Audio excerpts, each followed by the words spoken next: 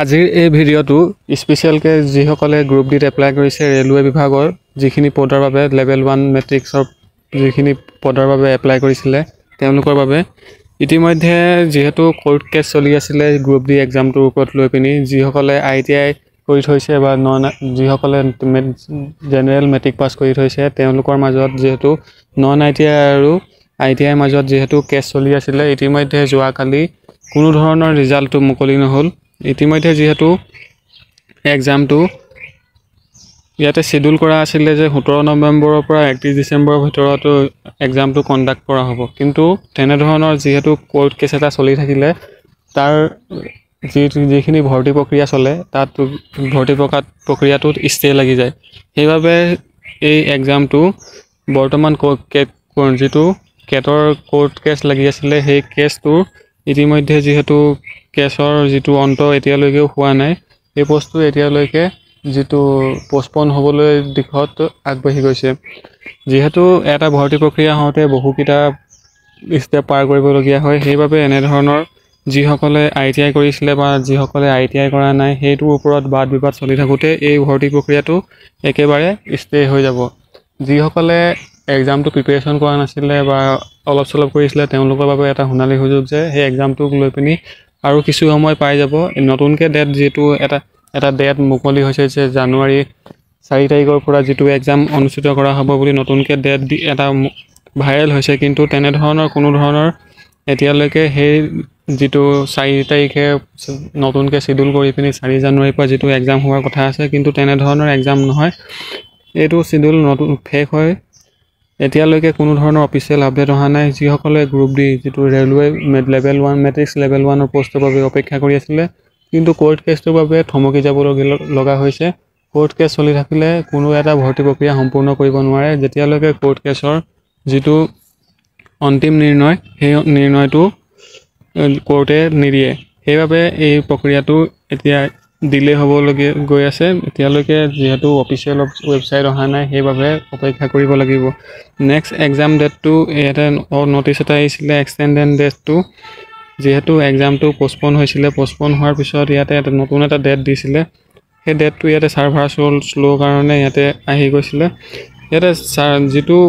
এক্সামৰ গোটেইখিনি নটিফিকেশন ইয়াতে দিয়া আছে ইয়াতে যেহেতু শিডিউলটো নতুনকৈ কৰা হৈছিল সেইবাবে ইয়াতে কিছু সময় আৰু অপেক্ষা কৰিব লাগিব ইয়াতে সকলোখিনি তথ্য পাই যাব নটিচটো চালে ইয়াতে যেহেতু এক্সামটো ডিলে হ'ব এতিয়া কোনো উপায় নাই মন বেয়া কৰি লাভ নাই যিসকলে প্ৰিপাৰেচন কৰি আছিল তেওঁলোকে প্ৰিপাৰেচন আগলৈ চলাই যাওক এক্সামটো হোৱাটো হ'বই কিন্তু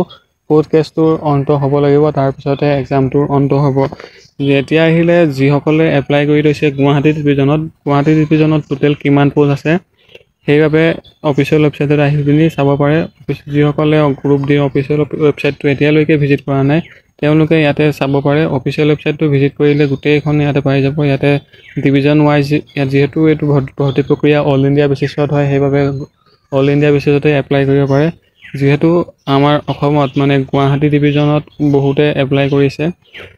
বাহিৰা কেণ্ডিডেটটো এপ্লাই কৰিছে তাৰ মাজতে আমাৰ অসমৰ কেণ্ডিডেটটো জড়িত হৈ আছে অসমো কোনো কাৰণতে পিছ পৰি যাবলগীয়া নহয় যাতে সেইবাবে এটা চাকৰি প্ৰক্ৰিয়াতে সকলোখিনি জড়িত হৈ থাকিবলগীয়া হয় যেহেতু এইটো অল ইণ্ডিয়া বেচিছত হয় সেইবাবে সকলোৱে এটোত কম্পিটিশন কৰিব পাৰে এতিয়া মেইন কথা আহিলে অসমত কিমান পোষ্ট আছে কাট অফ কিমান যাব পাৰে সেই বিষয়ে নেক্সট ভিডিঅ'ত আলোচনা কৰা হ'ব এইটো এটা সৰু সুৰা ইনফৰমেশন যেহেতু বহুতে কৈ আছিল যে ৰেলৱে এক্সামটো কেতিয়া হ'ব যেটো মেট্ৰিক লেভেল আছিল যেটো গ্ৰুপ ডি বুলি কয় সেই এক্সামটো কেতিয়া হ'ব বহুতে অপেক্ষা কৰি আছে কিন্তু অপেক্ষাৰ অন্ত এতিয়ালৈকে পৰা নাই আৰু কিছুদিন অপেক্ষা কৰিবই লাগিব নতুনকৈ যেহেতু ডেট মুকলি কৰা নাই সেইবাবে অপেক্ষা কৰিবই লাগিব ইয়াতে এক্সাম প্ৰক্ৰিয়াটো সকলোৱে গমে পায় ইয়াতে প্ৰথমে CBT 1 হ'ব তাৰ পিছত ৰানিং হ'ব তাৰ পিছত ফিজিক্যাল টেষ্ট অনুষ্ঠিত কৰাৰ পিছত তাৰ পিছত মেডিকেল টেষ্ট অনুষ্ঠিত কৰা হ'ব তাৰ পিছত ইয়াতে সিট বিতৰণ কৰা হ'ব নেক্সট যিসকলে এই ভৰ্তি প্ৰক্ৰিয়াটোৰ লগত জড়িত হৈ আছিল তেওঁলোকৰ বাবে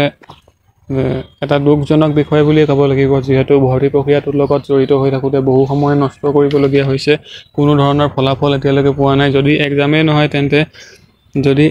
নহয় তেন্তে অন্য